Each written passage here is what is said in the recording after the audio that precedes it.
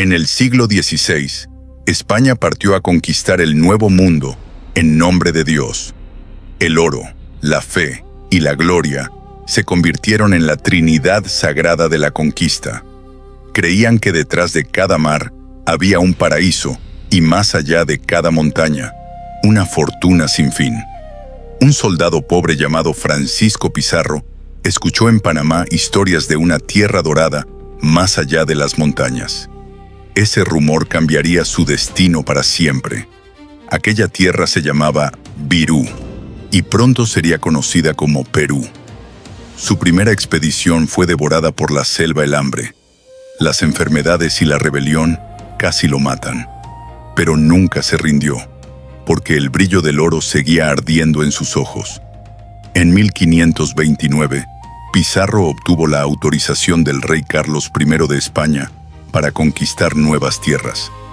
Recibió el derecho de fundar Nueva Castilla en Sudamérica. Soñaba no solo con conquistar, sino con fundar su propio imperio. Con solo 180 hombres, 30 caballos y unas pocas armas, Pizarro emprendió una de las apuestas más audaces de la historia contra un vasto imperio.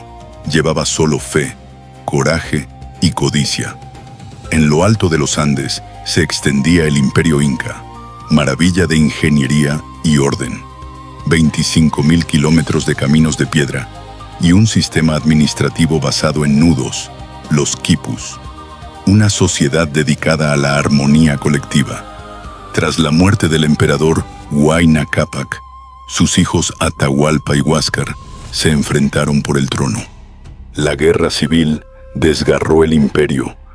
Mientras los hermanos luchaban, no vieron la tormenta que se acercaba desde el mar. La viruela se propagó antes, incluso de la llegada de los españoles. Los cerdos europeos trajeron microbios mortales que nadie podía ver. 1/3 de la población murió antes de que comenzara la primera batalla. Los españoles desembarcaron en la costa de Tumbes.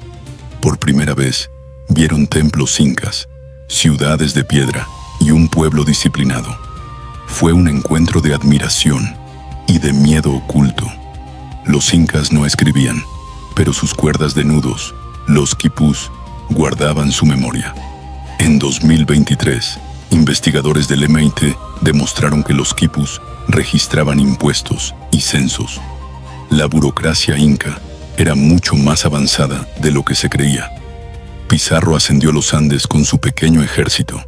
Cada paso traía aire escaso, hambre e incertidumbre. No sabía que al otro lado lo esperaba una civilización gigantesca. Atahualpa, con 80.000 guerreros, estaba en el punto más alto de su poder. Despreció a los españoles. Ningún enemigo había osado desafiar al ejército inca. Nunca había visto un caballo ni escuchado un disparo. En la plaza de Cajamarca, el sacerdote Valverde ofreció una Biblia a Atahualpa. El emperador la llevó al oído y al no oír nada, la dejó caer. Los españoles lo tomaron como una blasfemia. Una sola mala traducción encendió la destrucción de un imperio.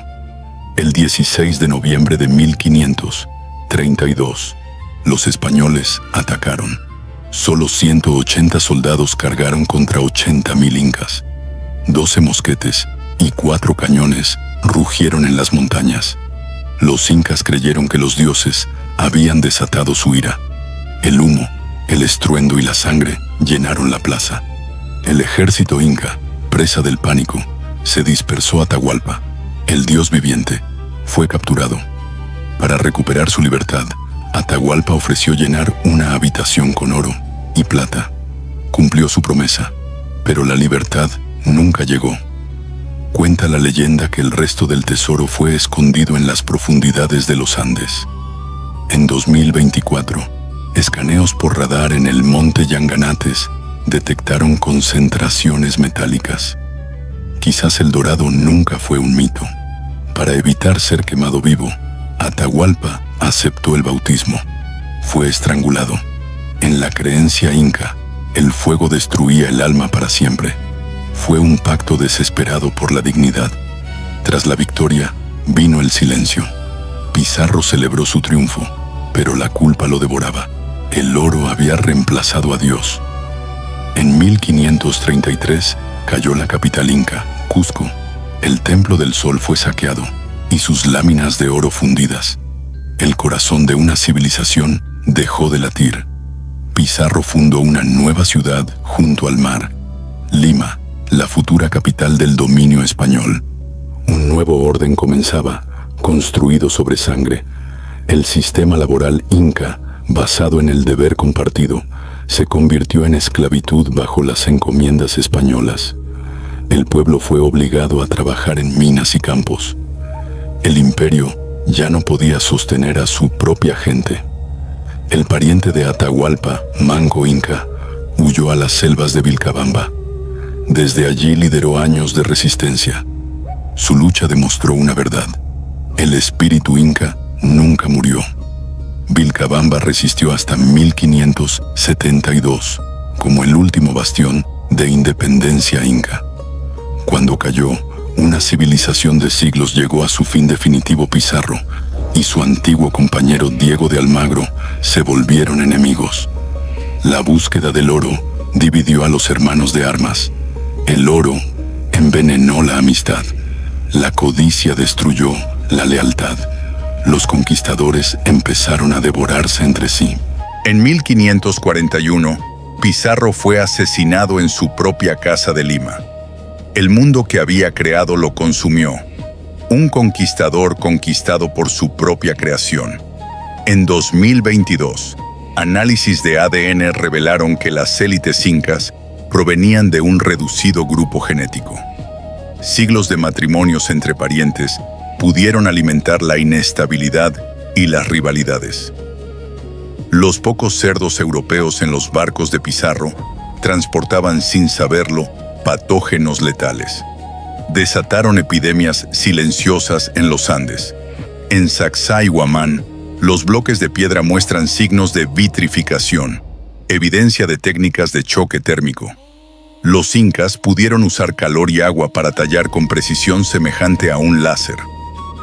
Más de 25.000 kilómetros de caminos de piedra conectaban el imperio. Mensajeros llamados chasquis corrían a través de ellos, llevando noticias cientos de kilómetros al día.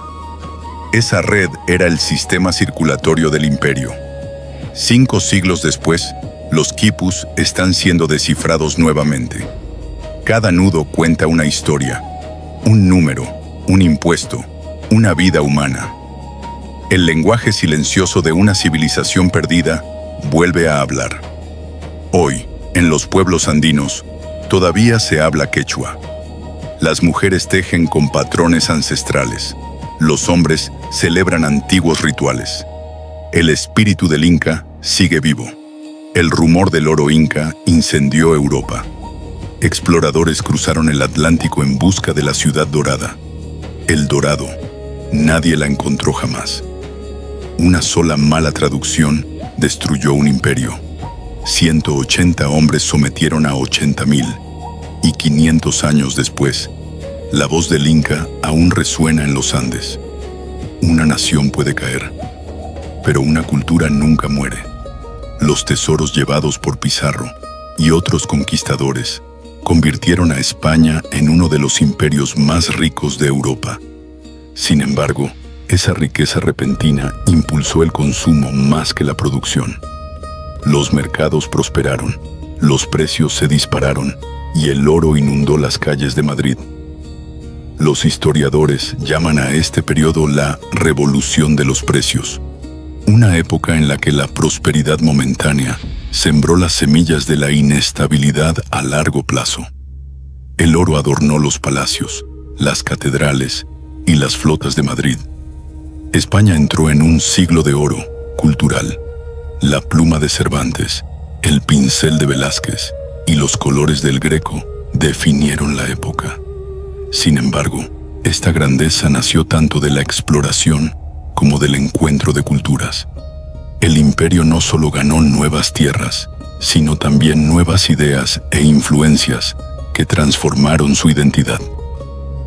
La Iglesia vio las victorias en el Nuevo Mundo, como una señal del favor divino. Los misioneros jesuitas y dominicos se extendieron por Sudamérica, introduciendo el cristianismo a millones de pueblos indígenas. En el proceso, muchas lenguas y creencias nativas desaparecieron, mientras que en España, la influencia de la Iglesia sobre la política y la educación se fortaleció. La sombra de la fe se sentía no solo en las almas, sino también en las leyes del imperio.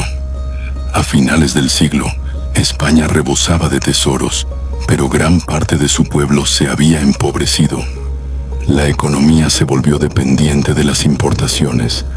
La producción local se debilitó. La corrupción y el derroche se propagaron. La riqueza sustituyó al crecimiento sostenible. Detrás de las magníficas fachadas, comenzaba un colapso silencioso. España ganó victorias y riquezas a corto plazo, pero poco a poco perdió su fuerza económica y política. La riqueza proveniente de las tierras incas enriqueció a varias generaciones, pero también fomentó la dependencia y la complacencia. La ironía de la historia es clara. La caída de una civilización dejó una carga inesperada sobre el futuro de otra.